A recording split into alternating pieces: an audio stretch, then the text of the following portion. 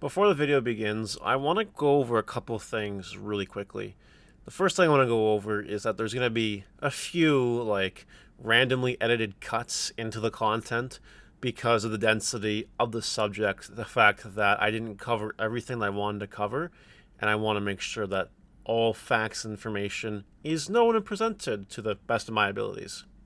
But the second reason for this random cut at the start of the video is to let you guys know how seriously I am taking this subject at hand. You know, there are certain things in life that I don't tolerate. Racism, sexism, harassment of any kind, and infringement on free speech is a really big thing to me. I think that people should have the ability to say and do, whatever they want, as long as they're not breaking the law or doing anything, hateful, saying anything racist, sexist, any of the above. Nothing like that. And the situation I'm going to cover in today's video is a serious issue that not only affects me, but it also does affect everyone in my circle. To an extent, I think that while my content is known to be a little more goofier or like market watchers deck profiles, besides that, this is probably one of the most serious videos I have ever made. And the reason for that is because it's a video basically about free speech and things that you are not allowed to do because of random arbitrary rules and regulations. Those kind of things, rules and regulations that exist for the sake of existing, just to benefit a certain company or whatever, for no reason except to just create a monopoly on content, is something that I'm not really a big fan of. I actually really despise it. And you guys will know more as you start watching the video, but it's taken me a long time to make this video because I wanted to make sure this video is perfect. And I do know that this is a video where people will just be commenting on the Reddits and the comment section, Facebook and the Discord saying, oh, Mario's just complaining about this, blah, blah, blah, blah, blah, blah, And that's fine. I don't really care. All the hate, if I'm getting this much hate, it means I'm probably doing something right. But I'm perfectly okay with it because this is a video that I've wanted to make for a long time. It's something that's truly passionate to me, something that covers a very important fundamental principle for how I live my life. So you guys that are the haters can go ahead and hate as much as you want. I don't give a fuck. Not this time. So with all that out of the way, because I didn't even mention at any point in the video, please like the video, comment, let me know what you think, and subscribe. Smash that notification bell and smash potatoes. That way you know when all of these amazing Digimon videos go live. And without further ado, I hope you guys enjoy the video today, and I hope you guys learn something.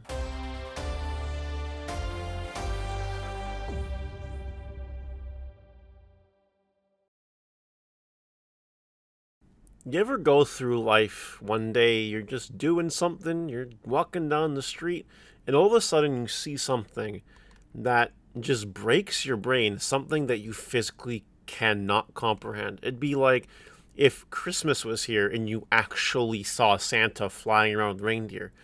How would you react to something like that? Something that shouldn't happen in the first place. What would you do?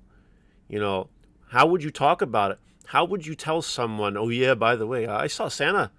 Someone would accuse you of lying. The situation is so messed up that it couldn't happen. Well, I had a situation like that once. Not exactly with Santa Claus, but another, mythical level situation like that. And it's taken me 3.5 months to finally make a video about this. 3.5 months. That's a long time that I've just been sitting on this, slowly building information, and I just want to finally open the conversation and talk about it. We're going to talk about a Facebook post that came out July 7th. We're going to talk about the story, which happened to me, that happened basically a week before, and what this means, and deep dive into it, and fully go balls deep into the analysis and see exactly what the hell is going on, and can we actually learn something from this, or is just this Armageddon, basically. So we're going to go ahead and show the Facebook post first, and I think this Facebook post will show you guys exactly what's going on. So here's the Facebook post back from July 7th on the Digimon card game TCG 2020 group. How do Digimon content creators feel about the recent rules tournament organizers are enforcing? Is this the end of watching along with your favorite streamer in fear of a ban and penalties? Context: Carta Magica this past weekend, and this Discord post from Core TCG today. Take a read of this post. Please take a note that you are only allowed to stream your matches, which means you are not able to restream the official event, other streamers for the event, or spectate from Discord lobbies. Failure to follow the rules will result in a ban from the core TCG server and any applicable penalties that follow. So this is a post that core TCG made, I guess, on July 7th, in context to their core TCG event. I can't remember if it was an Ultimate Cup or regional. I have no idea at this point. But this was in regard to Carta Magica this past weekend, which would have been the weekend before July 7th, which if we look at a calendar, would it be? Where? Right here, the 2nd and the 3rd. So let's go ahead and talk about the Carta Magica context. What happened? Because I was there. I was there live. Okay, this is a post-editing Mario moment that I completely forgot to mention up until this point in time. Why do other card game industries allow people to restream events, and why does Bandai not allow that? Pokemon, no problem. Happened this weekend with Salt Lake City, Utah. Yu-Gi-Oh! Why? Happened this week with Yu-Gi-Oh! And their YCS over in wherever that was. And it happens in Magic. So why the three big giants of card games are okay with it, and why Bandai isn't okay with it, I don't understand. You know, I would think that big content creators, not that I'm saying I'm a big content creator, but big enough content creators bring people into the game through means of commentary and making more awareness to events, more Twitch views, more YouTube views. Why they have a problem with that, I have no idea. I don't have the foggiest idea. And yeah. For those of you that may not remember, I can take a little bit of pride in this, that I was the first Digimon streamer to do a full-blown subathon. And I decided to do a Canada Day weekend and Independence Day weekend, which, for those that don't know, because I have mostly American viewers, Canada Day is basically the equivalent of Independence Day for the States. Canada Day is July 1st, Independence Day is July 4th. Yeah, that's right.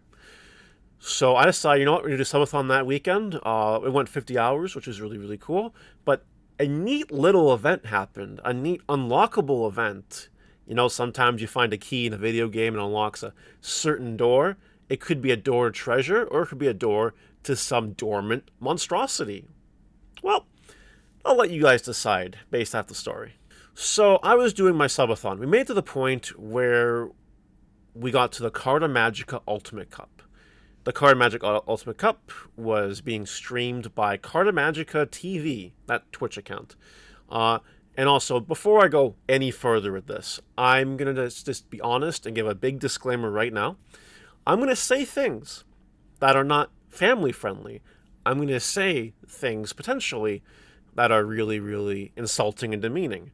I'm going to try not to. I'm going to do my best to keep my composure and keep my professional presence. Because while I am a funny person, I'm not actually going out of my way to insult people. That's not what I want to do here.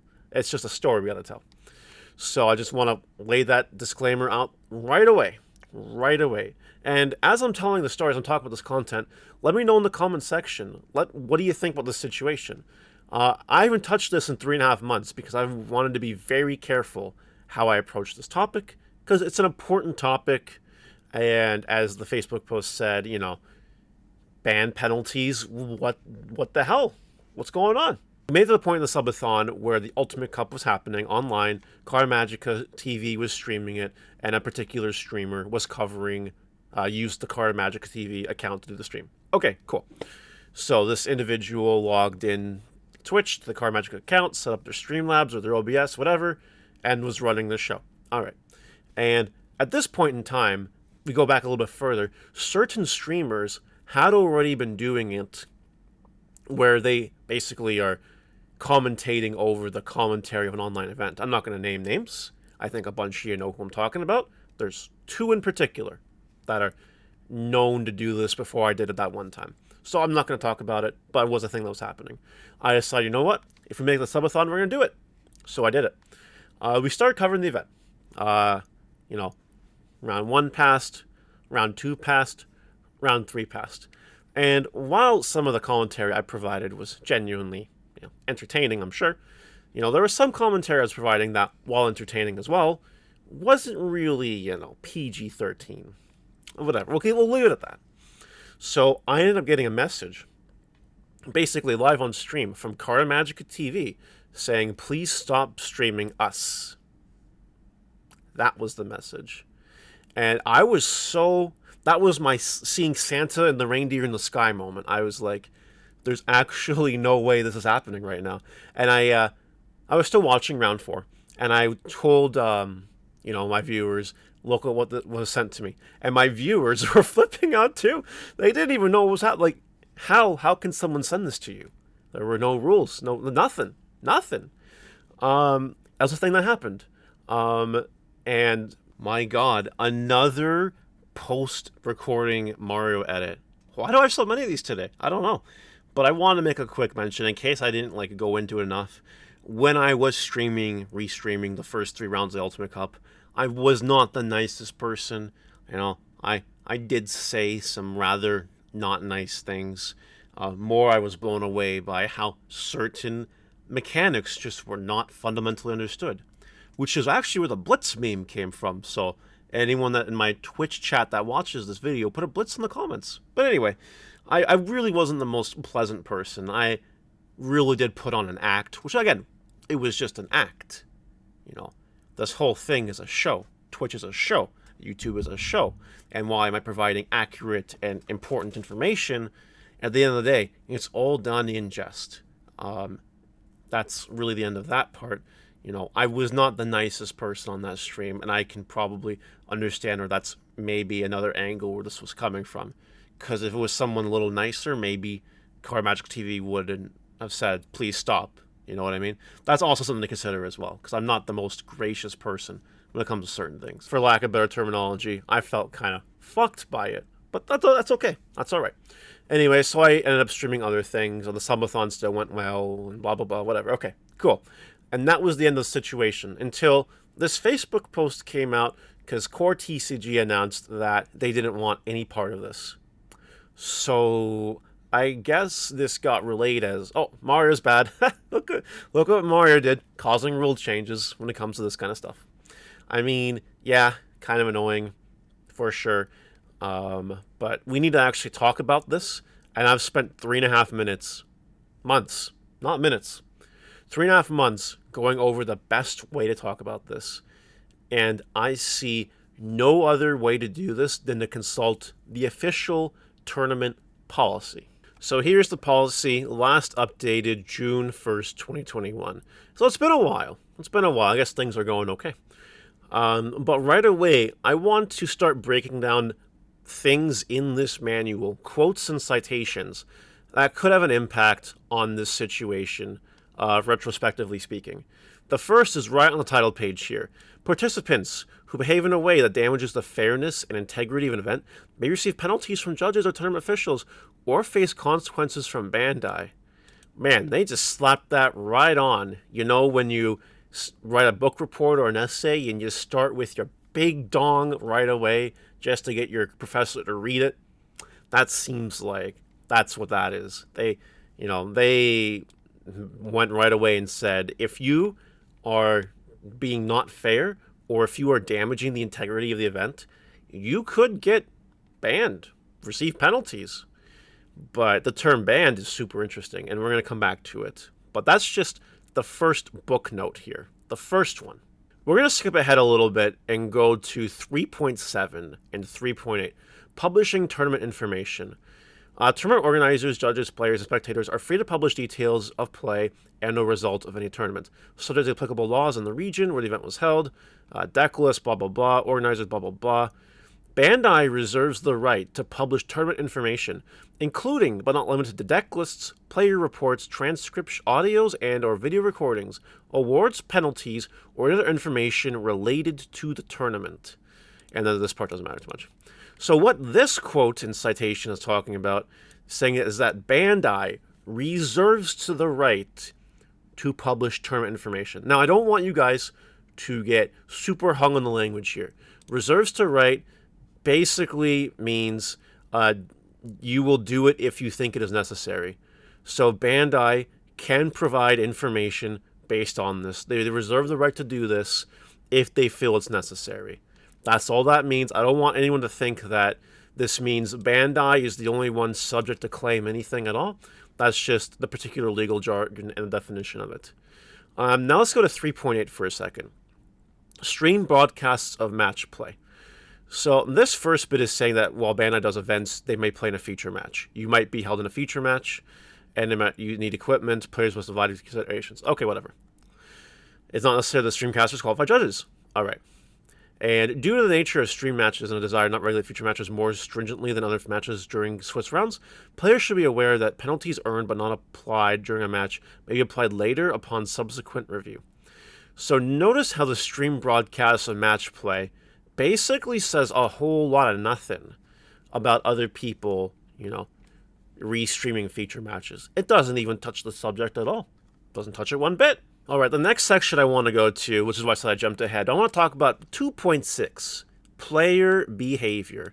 The goal of Bandai is to build a player community that promotes learning, honesty, fair play, diversity, equality, and general good sporting behavior. All players play a critical role in making this vision a reality.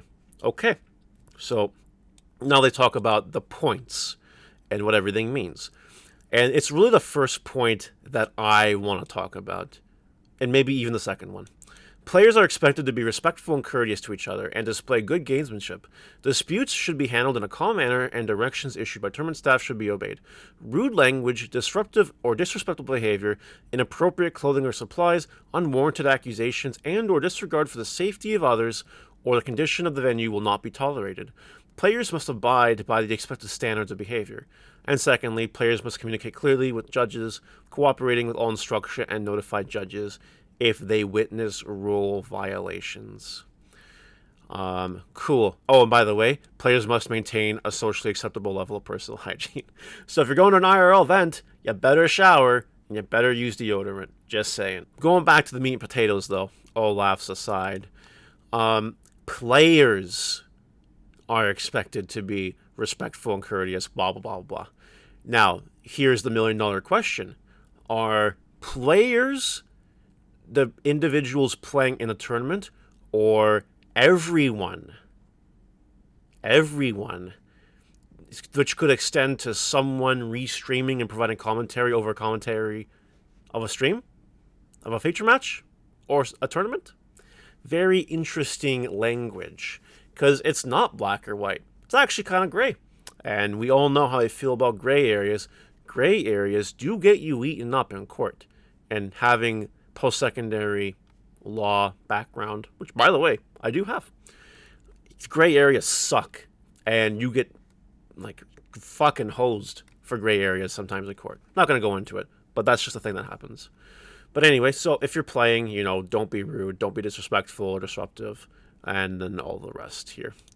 That's all for player behavior there. Just a very interesting footnote that I wanted to cover. All right, so for the main course, we have to talk about 7 tournament penalties. This whole section, because it all goes down to how you determine an infraction, all the way to types of penalties, going into caution, all the way to DQ and suspension. And that's the one we want to talk about here, and how you assign penalties and examples and gameplay error, whatever, gameplay things, event errors, okay, cool. Let's keep going. Unsportsmanlike conduct. This is the one I want to spend a little bit of time on. There are infractions which occur when players behave in an unsportsmanlike way. Players fail to behave in the spirit of the game and negatively impact on the safety, enjoyment, and integrity of the event. I want to talk about number 1. I want to talk about number 2, because the rest is just not relevant to this at all. So number 1 and 2.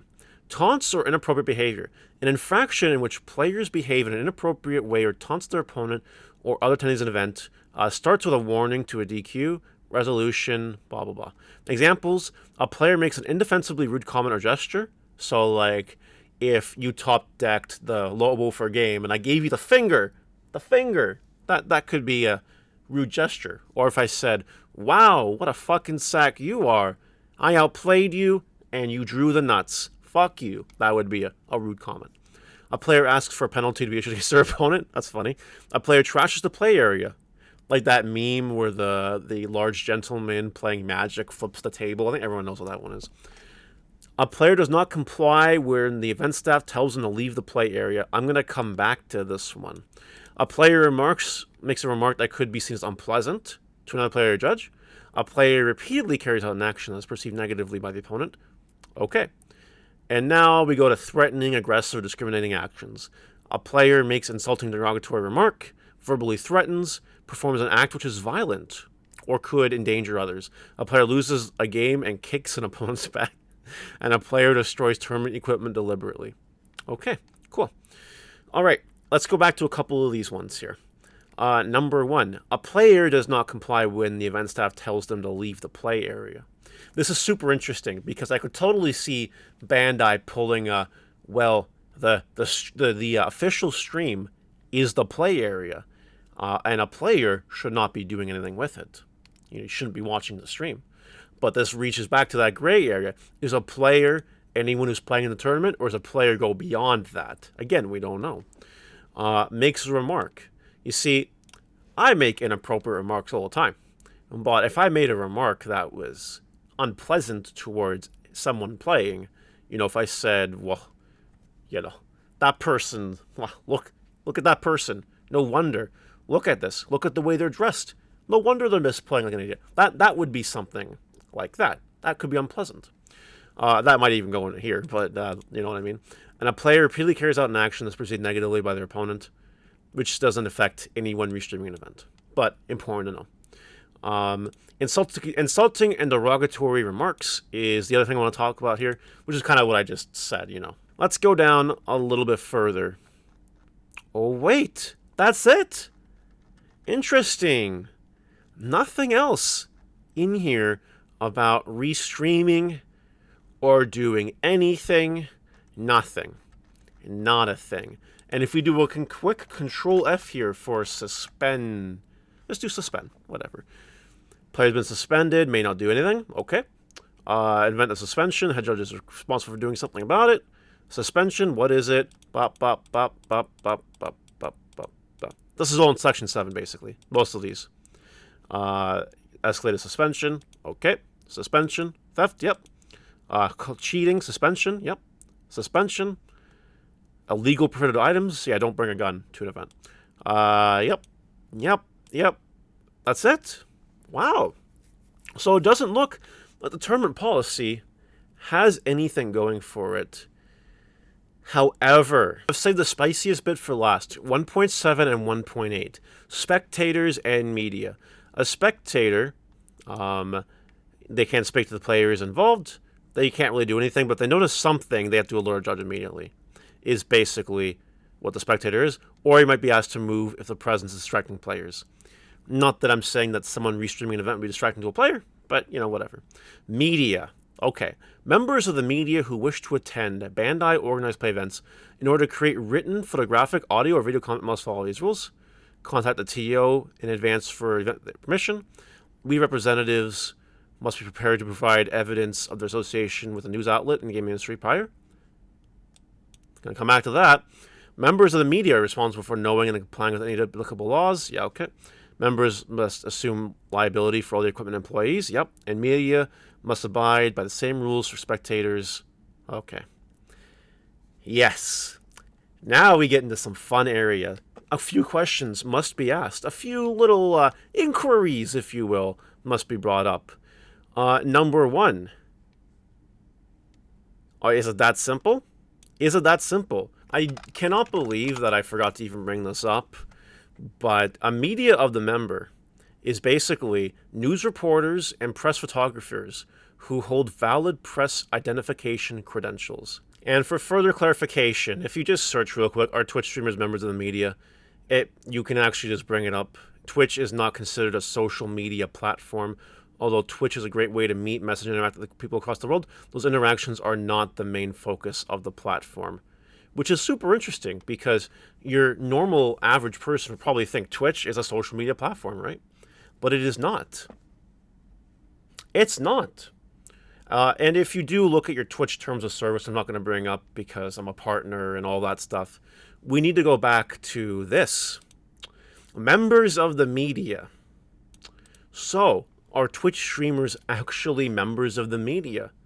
Because if Twitch isn't considered a media platform, you can't call a Twitch streamer a member of the media. You literally cannot do that. Interesting, isn't it? But, you know, let's assume that the Twitch streamer is. Because if a Twitch streamer is considered a member of the media, then you have to contact the TO in advance. And that seems like the end-all be-all, doesn't it? That's why I wanted to cover this for last.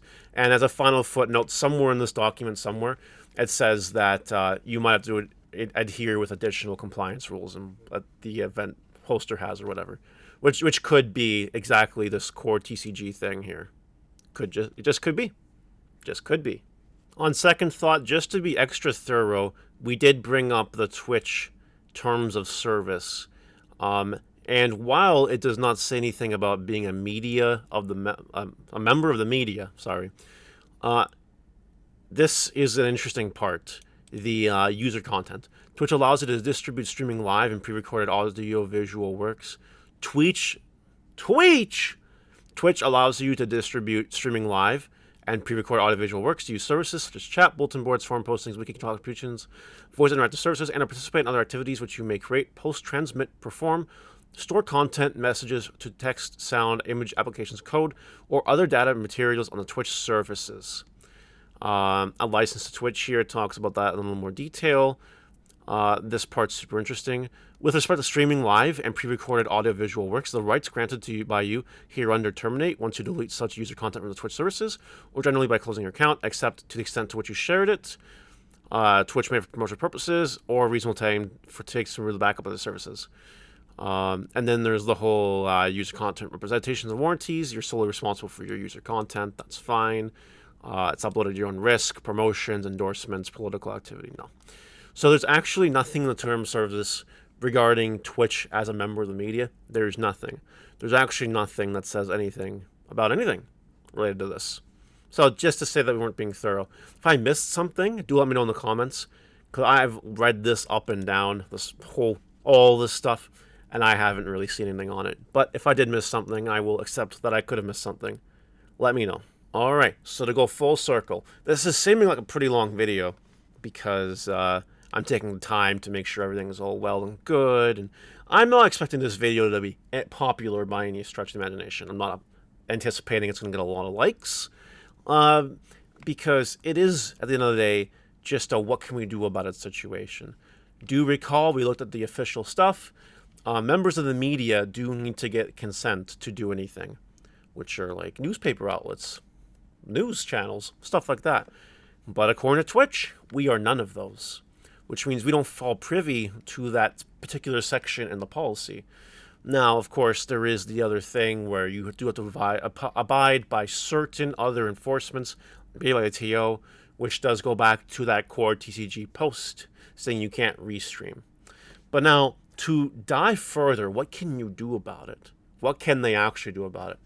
Let's say, hypothetically, that someone like, I don't know, Moist Critical, or Farfa, or whoever, someone big comes in and decides, you know what, I want to stream a tournament. I want to get some Digimon content, see how the game works, react to it, whatever. What can Bandai actually do about it? If they don't care about playing the game competitively, if they don't care about anything like that, I don't think there's a single thing they can do, to be honest. I don't think there's one thing they can do. Because you see, we are players. We are scared for our lives, so to speak. Our competitive nature prevents us from doing anything stupid, usually. It's very interesting that it seems like this policy specifically is for people that play the game, which is interesting, that you'd think you want players distributing the content, technically. You know, It's one thing for one streamer to be the official commentator event. Cool. But I think what led to the salt train about this is that at the time of the Ultimate Cup, where I was actually commentating over, I had more views by a lot. It wasn't even close. And as soon as I stopped covering the event, then Card Magic TV's views went up as in order to reflect that. But like, I think it was really clear whose content, whose commentary they wanted to watch. That's all I have to say on that. There's a reason why. There's a reason why. That being said, though, us as players, we seem to be in a bit of a hard place because if some rando does it, there's really no consequences to them. But if an actual player who takes the game seriously gets involved, well, of course, give them the ban hammer, slap their hands a little bit, throw them in the corner, tell them to have a timeout for as long as a suspension can be. Which doesn't seem right. It doesn't seem right that anybody can do it, but if you're a Digimon player, well, you better watch out, because if you're caught, that's it. And this is not a video talking about how I may never be selected for a commentary gig at a Digimon tournament, because my stream content, as most people know by now, is very not, family friendly sometimes. You can't, do anything. You cannot simply commentate a tournament and then you can't have your soundboard that says, I'm going to come start playing. You can't do that. You can't make these nuts jokes. You can't be overly excited about people's misplays. If someone fucks up, I can't just react in a really immature and childish way, which is funny and attracts viewers, but a no-no for Bandai. So I completely understand that I may never get a commentary gig, and if I don't, I'm actually okay with it, because it's the way I wanted to make the content, and it works, as I'm technically the second biggest Digimon streamer right now. It is what it is. And about that, going back to Twitch streaming now. So, what happens if we let's say that, I try to push the envelope. We are entering more online tournament territory, some Ultimate Cups, DC Grand Prix, or whatever. Let's just say that I decided to push the envelope and commentate over the event, over the commentary. What would happen? It's not really clear. It's not. And if we go back to the one Facebook post real quick, I just want to check one thing here. One thing. Because this post didn't... we don't know. I don't remember if this post was specific to this one core TCG tournament or all of them. Also seems specific to only core TCG, because I haven't noticed any other TOs making any posts about it. I have not noticed.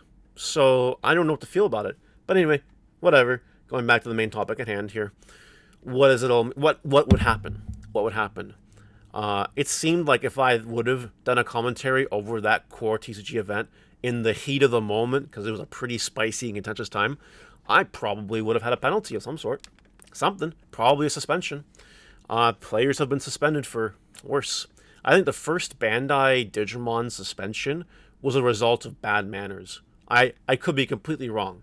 I'm not going to name who it is because I don't want to talk about another person like that, but if you know who you are, which you do know who you are if you're watching my video, don't comment and out yourself, but please let me know, privately what it was for, in case I'm wrong, because I might be wrong.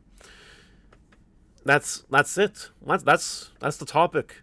I think it's really hilarious that other card games can just do it. A Pokemon... Just this weekend was the Salt Lake City big Pokemon tournament, and one of the bigger TCG streamers for Pokemon streamed over it, no problem. Yu-Gi-Oh! Happens all the time. Magic, it also happens. So why Bandai has a problem with it? Why Bandai has a problem with other content creators restreaming blows my mind. I don't get it. It could potentially bring more people into the game. They don't necessarily have an issue filling tournaments because they always meet their caps, but it could bring people. Every week I get comments, people in my Twitch chats private messages saying, wow, you got me into the game. Thanks, Mario. Seems really fun. You know what I mean? I get that stuff all the time. And why would Bandai want to restrict that? Bandai, all the card games seem too big to fail at this point in time. So why are the 3 really big ones okay with it? Why isn't Bandai? I have no fucking idea. I couldn't tell you. I have no clue. I also have no idea if this video will cause any flack in that area. I don't know. Maybe I've just reopened Pandora's box and all the fucking locusts are going to fly out. I don't know. I've had the conversation and thought to myself, would I continue to make Digimon content if I ever got, suspended and couldn't play any more Digimon big tournaments? The answer is yes, to be honest. It wouldn't stop me, because I can still buy product, I can still open product, I can still do literally everything that I've been doing. And it seems like if I was suspended from Bandai to play events, I'd have free reign to commentate over whatever I want, you know what I mean? It's just crazy. Sure, some players would maybe be turned off that I was, gone. But as we've seen in the Yu-Gi-Oh community, some big names recently got the Konami bandwagon. Banhammer, sorry. And it hasn't affected their content at all. If anything, it's made them stronger. So that's a different topic for a different day, obviously. But I really wanted to have this conversation. It's 3.5 months overdue, but I want to take my time with it until I was ready to really lay into it and talk about it. Of course, let me know in the comments what you guys think. And that's about it.